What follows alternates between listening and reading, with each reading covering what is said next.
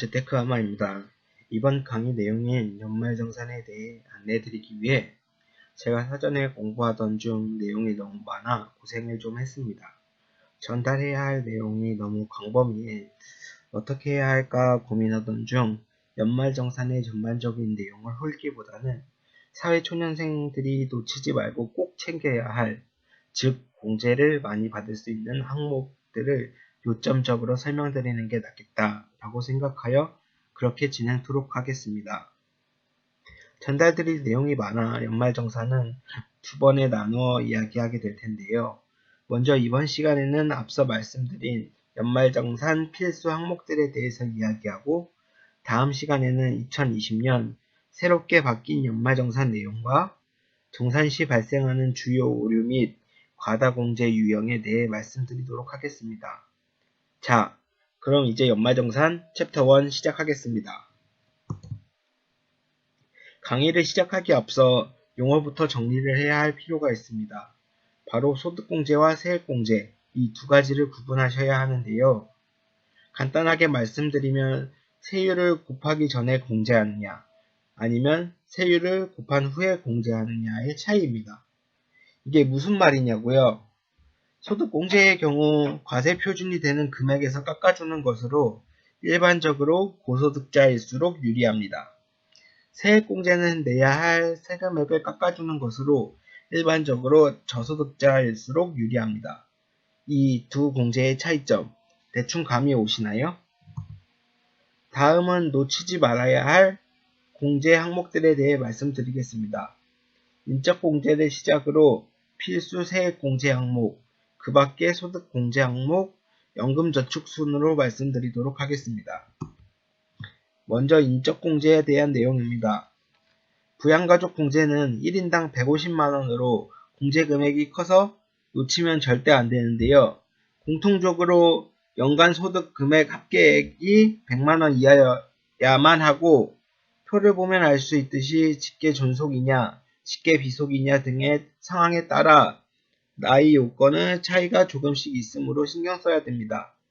또 만 70세 이상 가족이나 장애인 혹은 한부모인 경우 추가 공제를 받을 수 있으니 이 부분도 놓치지 말도록 합시다. 다음은 필수 세액 공제입니다. 필수 세액 공제에는 꽤 여러 항목이 있는데요. 사회초년생 여러분들이 우선적으로 챙겨야 할 부분은 진하게 표시해 두었으니 이 부분부터 중점적으로 보시면 되겠습니다. 특히 연금저축을 가입한 근로자의 경우 세액공제를 받을 수 있는 금액이 무척 크므로 놓치면 안 되는데요. 이 부분에 대해서 다음 장에서 자세히 설명드리도록 하겠습니다. 보장성 보험 같은 경우 요즘 대부분 보험 한두 개씩은 들고 있고, 또 본인은 모르지만 부모님이 들어놓은 경우도 있으니 잘 챙기시길 바랍니다. 연봉에 따라 조금씩 차이는 있지만 일반적으로 납입액의 12%, 100만원 한도로 세액공제를 받을 수 있습니다. 잠깐! 보험료 관련해서 중요한 점은 꼭 본인 명의의 보험이며 본인 명의의 통장에서 보험료를 납부하거나 본인 카드로 지불해야 된다는 겁니다. 즉, 본인 명의의 보험이긴 하지만 부모님이 대신 납부해주는 경우는 공제를 받을 수 없다는 점 유념하시기 바랍니다. 그리고 총 급여액의 3%가 넘어야 된다는 조건이 붙긴 하지만 의료비 부분은 공제받은 금액이 커서 꼭 챙길 수 있도록 합시다. 마지막으로 그 밖의 소득공제 항목입니다. 앞 강의에서 말씀드린 주택청약통장 납입을 통해 연 300만원 한도로 소득공제를 할 수 있는데요. 무주택 세대의 세대주이며 총 급여액이 7천만원 이하라는 조건을 체크하시기 바랍니다.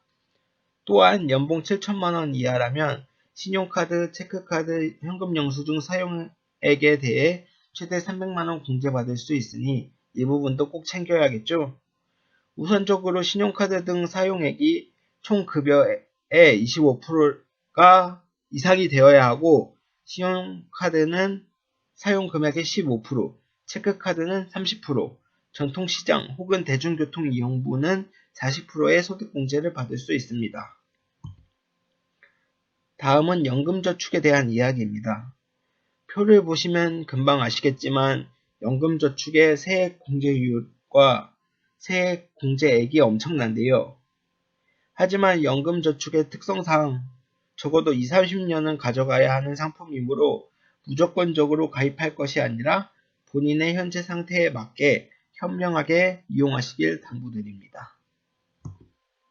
다음은 신용카드 공제와 동시에 공제가 가능한 항목인데요. 중복으로 연말정산 혜택을 받을 수 있으므로 캡처해 두셨다가 활용하시길 바랍니다. 다음 시간에는 2020년 바뀐 연말정산 세부 내용과 연말정산 시 발생하는 주요 오류 및 과다 공제 유형에 대해 말씀드리도록 하겠습니다.